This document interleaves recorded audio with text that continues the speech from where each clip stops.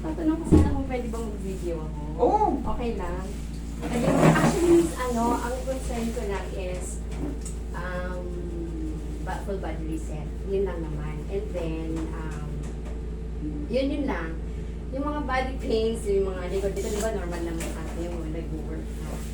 So yun, actually, trinay ko lang din talaga mag-meet ka in person kasi gusto ko rin i-try how they do the adjustments, this and that. Yes po. So yun, yun lang. Sige po. Bigyan mo siya. Nakaka-overwhelming pala yung pwede ko mag-hi. Gusto mo mag-hi? Dito siya sa akin. Busy daw siya pala, sorry. Gigising na. Hindi nagising kasi ako ng tao sa Dubai. Nandito ako sa. So yun lang. Dito po. Sige, reset natin.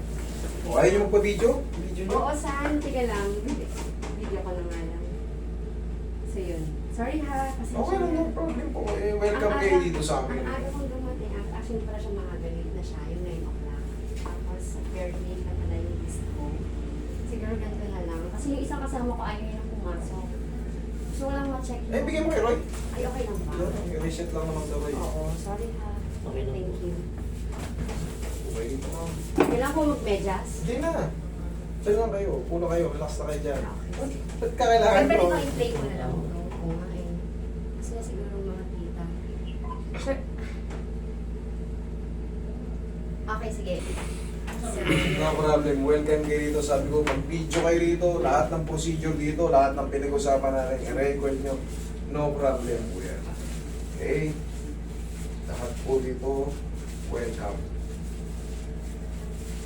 Medyo pahit ka sa personal. Nag-diet ako ng konti nung unang taong ko rito sa Pilipinas eh. Medyo, hindi ako may nag-recent eh. Lumulo ko. Merienda, kain ng kain.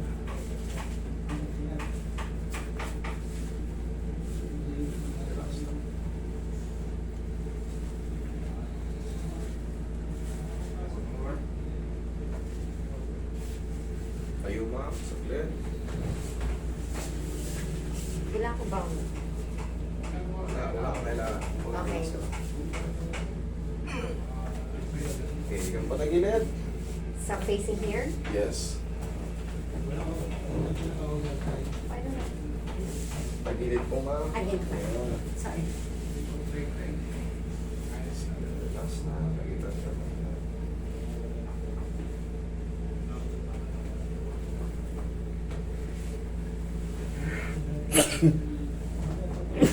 Kabilang side. Parang super parang... No. Relax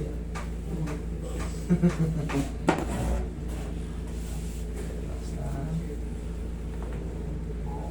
Okay, tihaya. Tihaya. Straight lang. Okay.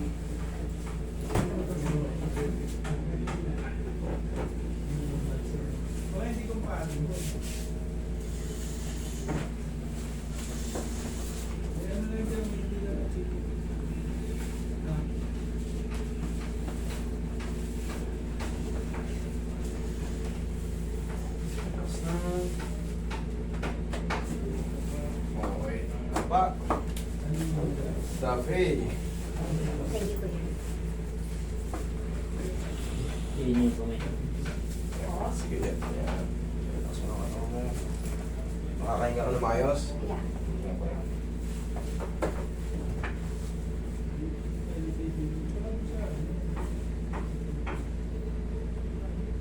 Relax lang.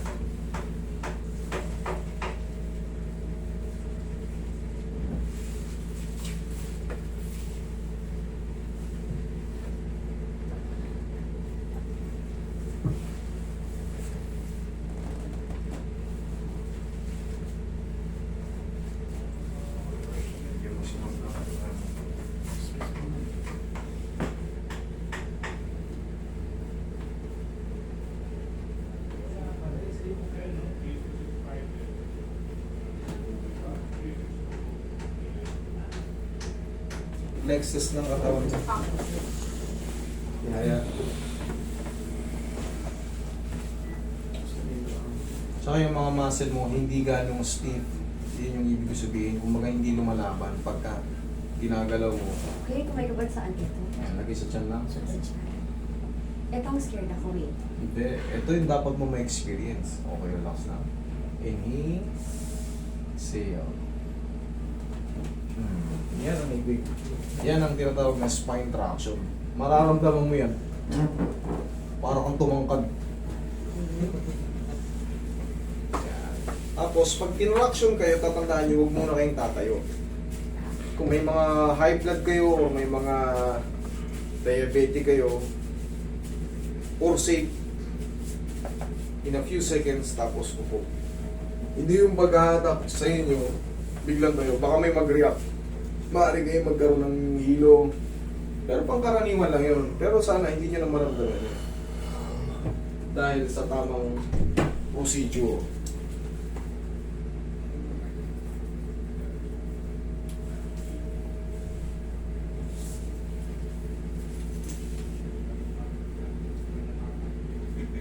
Usually, like for the past few days, medyo masakit yung mga ganito ko. So, kung siguro ko ng exercise, Wala, ano lang yan, ma'am. stretching. Ma'am, ano mga ano lang yan, yung mga spasm lang yan. Pero sabi ko nga, hindi matigas yung muscle mo, hindi matigas yung mga ano, hindi talaga totally matindi. Wala, mild lang to, sa pagkaano lang to eh. Trabaho, ganyan, ligo, gano'n lang. Malalaman mo kasi pag ang muscle, punong-puno ng spasm, pag nadidiinan pala ng ganyan, Yes. yun, parang may...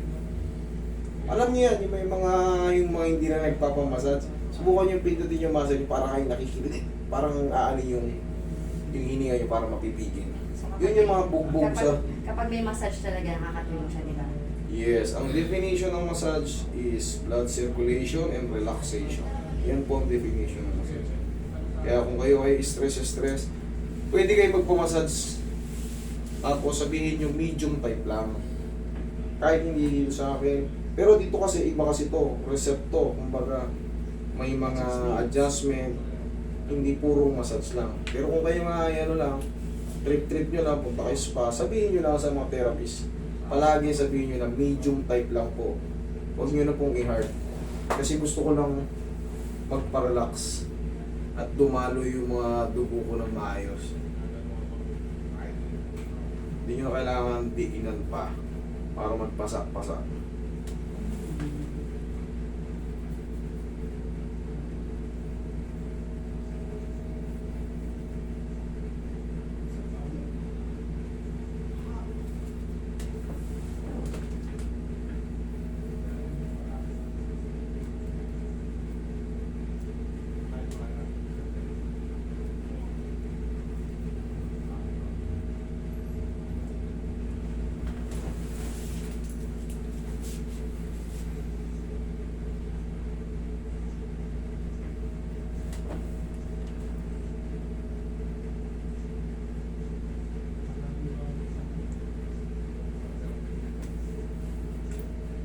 Para po saan yung ganyan naman? Yan, para matanggal yung sakit ng ulo natin, yung stress na ano. Baka kung nabibingi-bingi kayo, sa ano yan, isa rin yan, pag humihina ang pandinig nyo, massage yan, tapos take to sa tenga. Mga pekis na yan, no? Parang kanya. Baka na-miss nyo yung pingot ng mga teacher nyo elementary days. Parang pingot nga yung master. Pinaalala ko lang sa yung teacher mo sa MAPE. Wala siya. In-expect ko yung marami akong kara. Kunti nga lang eh, no? Oo, ganun lang. Pero masarap yung sa traction. Yeah. Yan ako medyo scared yun sa yung pag-ina mo lang. Matakot talaga kayo ron. Alam niyo kung bakit? Kasi yun, very risky yun. Pag hindi marunong, kaya kailangan, pag pupunta kayo sa ganito, check nyo yung background ng pupuntahan nyo kasi baka ma-over sila, power, maaaring ma-rupture yung mga ano yung ribs sa leg, mga blood vessel nyo dyan, o mga tendon, mga ligaments. Yun ang kahalagahan. Kailangan double check nyo yung pupuntahan nyo, lalo sa mga bone setting. Okay? So, thank you. So, okay na yun. Galing ha. Very quick. Thank you Very, so very, much. very quick.